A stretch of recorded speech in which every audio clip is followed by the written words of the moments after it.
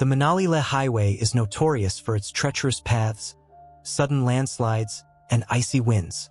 It snakes through the Himalayas like a thread on a jagged fabric, making every journey a test of endurance. But among locals, the road holds another, darker reputation. A place where the mountains seem to hold secrets, and the road itself whispers warnings. In the winter of 1998, a story unfolded that chilled even the hardiest of travelers. It was late November, and the wind howled through the mountains. A small public bus, weathered and creaking, prepared to make the journey from Manali to Leh.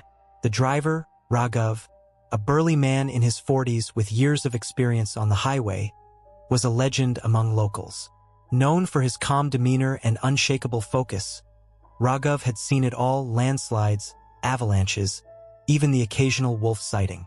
His companion, Prakash, the bus conductor, was a wiry young man with an infectious laugh that could ease any tension.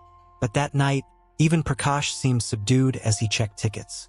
The passengers were a diverse group. Meera, a young woman heading to Leh to reunite with her family after years of studying in Delhi. She clutched her backpack tightly, her eyes scanning the faces around her nervously. Karen and Priya, a honeymooning couple who had decided to brave the cold for an adventurous trip. Priya kept snapping pictures, while Karen tried to calm her shivers with his scarf. Colonel Sharma, a retired army officer with a stern expression and a duffel bag resting on his lap. His eyes were sharp, always alert.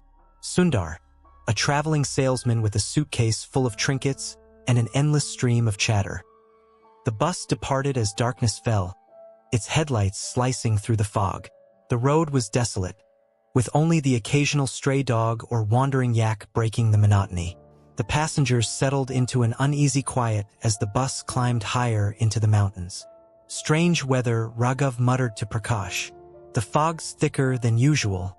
Hours passed, and the bus stopped only at isolated checkpoints. It was near one such stop, miles from any village, that the headlights illuminated a figure standing by the roadside. The man wore a tattered cloak, its edges fluttering in the wind. His face was hidden beneath a hood, and his posture was hunched as if the cold had seeped into his very bones.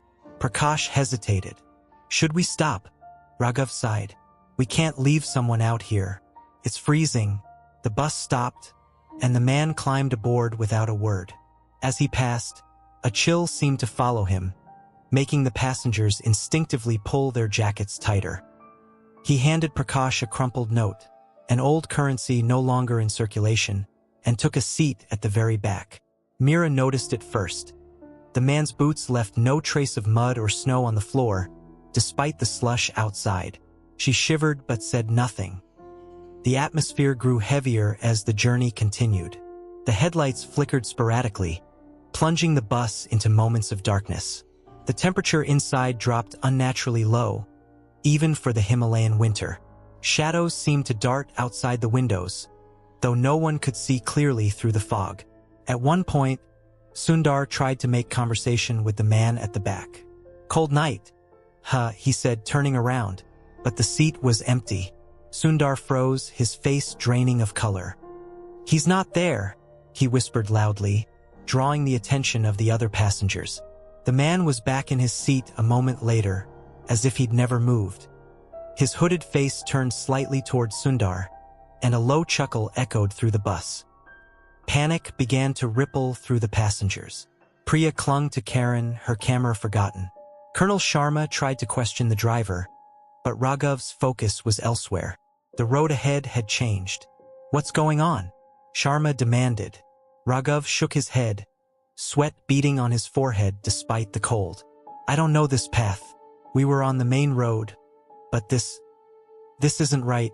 The bus now trundled along a narrow, unfamiliar trail.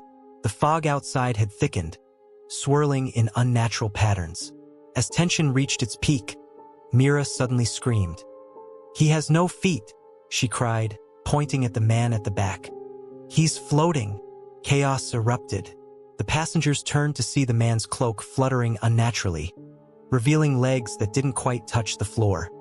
His hood shifted, and for a fleeting moment, his face was visible. A gaunt, hollow visage with eyes that glowed faintly. "Stop the bus!" Sundar shouted. Raghav slammed on the brakes, and the bus screeched to a halt.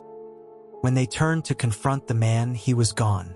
His seat was empty, but a strange, wet stain marked the fabric, and a foul odor filled the air. The passengers, terrified, demanded that Raghav turn back. But the road behind them had disappeared, replaced by an endless expanse of fog. "We're trapped," Prakash whispered.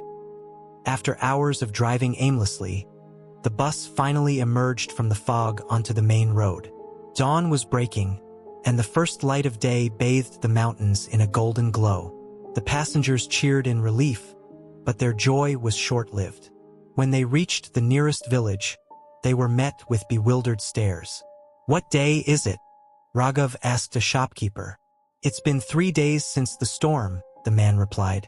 The bus had been missing for 72 hours.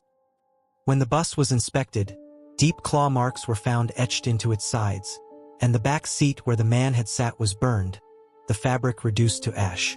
The passengers never spoke of the incident again, but locals believe the bus encountered a preta, a restless spirit that haunts the living.